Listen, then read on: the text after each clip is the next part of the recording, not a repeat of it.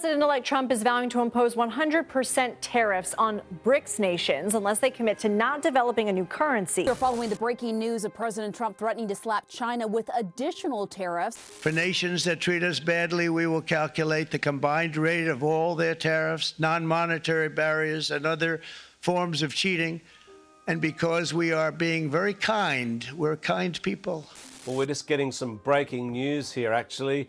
The Finance Ministry has just made an announcement that remember there were 34% tariffs on all US goods coming into China. That's now been increased to 84%. Trade wars, rising tariffs, and diplomatic tensions. The headlines have been impossible to ignore. From the US imposing sanctions on China to America's own disputes with African nations over trade agreements. It's clear the global balance of power is shifting. But behind all the breaking news, something much bigger is unfolding.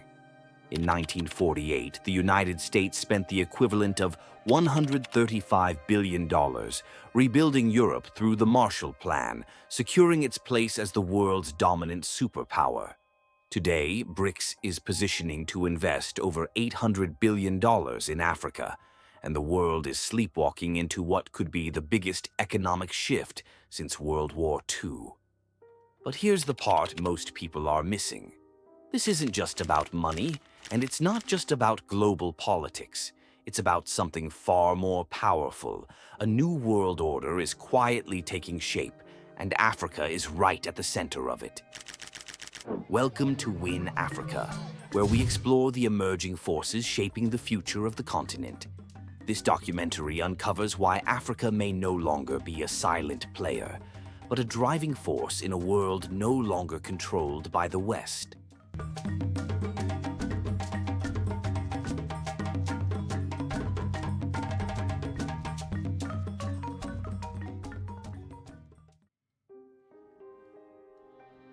BRICS started as an acronym: Brazil, Russia, India, China, and South Africa. But in recent years, it has grown beyond a name. It's now an economic alliance with a clear mission: to challenge the dominance of Western financial systems like the IMF and World Bank. With the formation of the new development bank, calls for a new BRICS currency, and expansion talks including countries like Egypt and Ethiopia, BRICS is slowly building a counterweight to the G7.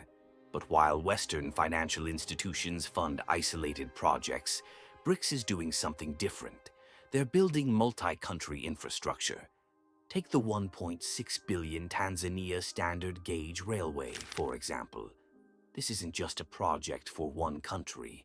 It's designed to connect Kenya, Rwanda, DR Congo, and Ethiopia, weaving together African economies in ways the IMF and World Bank never did. And right in the middle of it all, Africa. South Africa was the first African nation to join BRICS, but more are knocking at the door, showing just how central the continent's future is to the alliance's ambitions. So, to explore tangible trade opportunities between our countries. For South Africa, these endeavors, which are focused on practical results, are critical in addressing our country's central national priority of inclusive economic growth. To understand why Africa matters now more than ever, we have to go back to where this shift really escalated, the trade war between the US and China. It started with tariffs. They steal our intellectual property, they rob our trade secrets, they manipulate their currency to levels that have never been seen before. Today it was announced that China is reducing its currency. Did you see that? Big. In other words, they're going to make up for it. They got every trick in the book. I'll tell you, they are great. The US, under the leadership of President Donald Trump, accused China of intellectual property theft and unfair trade practices. In response, Trump's administration began slapping tariffs on billions of dollars worth of Chinese goods. You'll figure it out. But, and if the BRICS nations want to do that, that's okay, but we're going to put at least a 100% tariff on the business they do with the United States. You know what the BRICS is, right? You guys. A bold move that symbolized his America First doctrine. China, under President Xi Jinping, hit back, targeting U.S. soybeans, aircraft, and tech. What followed was a tit-for-tat economic battle that sent shockwaves through global markets. And while both giants hurt each other, they also began looking elsewhere for opportunity. That elsewhere was Africa. While the West debated aid and governance, China moved fast. Infrastructure projects, roads, bridges, railways, ports, energy pipelines. One of the most iconic examples, the Standard Gauge Railway in Kenya. Built by Chinese companies, the $3.6 billion project reduced the travel time between Nairobi and the port city of Mombasa from 12 hours to just 4. But these weren't acts of charity.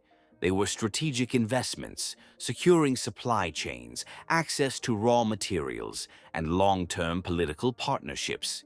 Today, China, under Xi Jinping's leadership, is Africa's largest trading partner. From Angola's oil to the Democratic Republic of Congo's cobalt, critical for electric vehicles, China has embedded itself into the African economic fabric.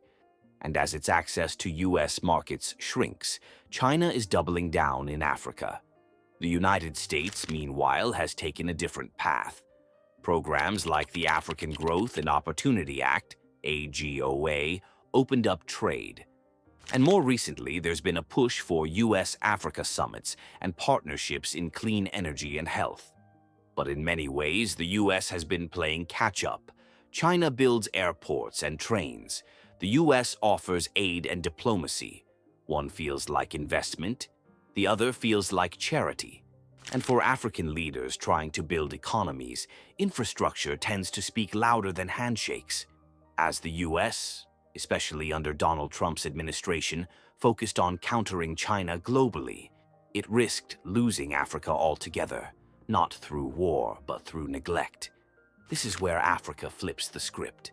With 1.4 billion people and the fastest-growing youth population on Earth, Africa isn't just a continent of potential. It's the future labor force, future market, and future tech innovation hub of the world.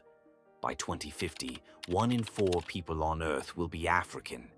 That demographic shift is a game-changer for industries from manufacturing to fintech.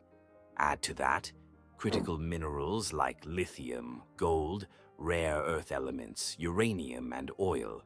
And Africa isn't a pawn anymore. It's the prize. And now, with BRICS strengthening ties, Africa has leverage. By aligning with BRICS and nations like China, Africa can demand better trade terms, infrastructure investment, and technology partnerships. It's not about choosing sides. It's about playing both for Africa's gain. It's a huge investment that will create a lot of job opportunities and also create a lot of spillover for the economy of Ethiopia in transfer of technology and also in exporting and import substitution.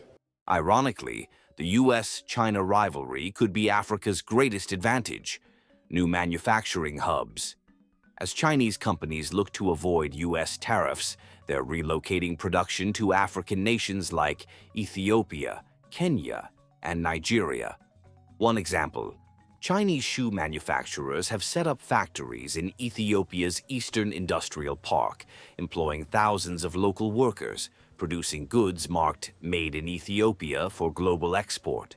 Export substitution. African countries can now fill the gaps in agricultural products, raw materials, and textiles left behind by the U.S.-China fallout. Infrastructure financing. As China increases investment, African nations are negotiating better terms, using BRICS as a negotiating bloc. Diversified trade. Africa no longer depends on former colonial ties. It can sell to China, negotiate with India, and invest with Russia. But with opportunity comes responsibility. Africa's rise within BRICS and the global economy must be done wisely. Debt traps, over-reliance on China, weak institutions, and poor governance could derail progress. For example, Zambia's debt crisis in 2020, where the country became the first African nation to default on a loan during the pandemic, sent a harsh reminder: easy money can come at a steep price. If African leaders don't prioritize transparency, domestic manufacturing, and youth empowerment, the continent may trade one master for another.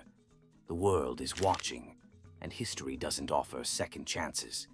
The world is shifting. The dollar is being questioned. The West's monopoly is fading. And for the first time, Africa isn't just being invited to the table, it's bringing its own chair. BRICS isn't just expanding its influence, it's finding its future in Africa. And as China, under Xi Jinping, and the US, shaped by Donald Trump's earlier global policies, continue to scramble for dominance, Africa holds the one thing they both desperately need: a future. The question now isn't whether Africa will rise, it's whether Africa will rise on its own terms. Africa's future won't be determined by its membership, it will be decided by the people who understand the changes happening now and act on them before it's too late. Because 10 years from now, people will either tell stories about how they saw this shift coming and seized the moment, or how they stood by and watched as the biggest economic opportunity of the 21st century passed them by. So the question is, will you be part of it? If you found this video insightful, don't forget to hit the subscribe button, like, and share with others who might be interested. Your support helps us create more content like this. To dive deeper into the impact of Donald Trump's actions on Africa's rise, click the video on screen now and discover how these moves are shaping the continent's future. Thank you for watching.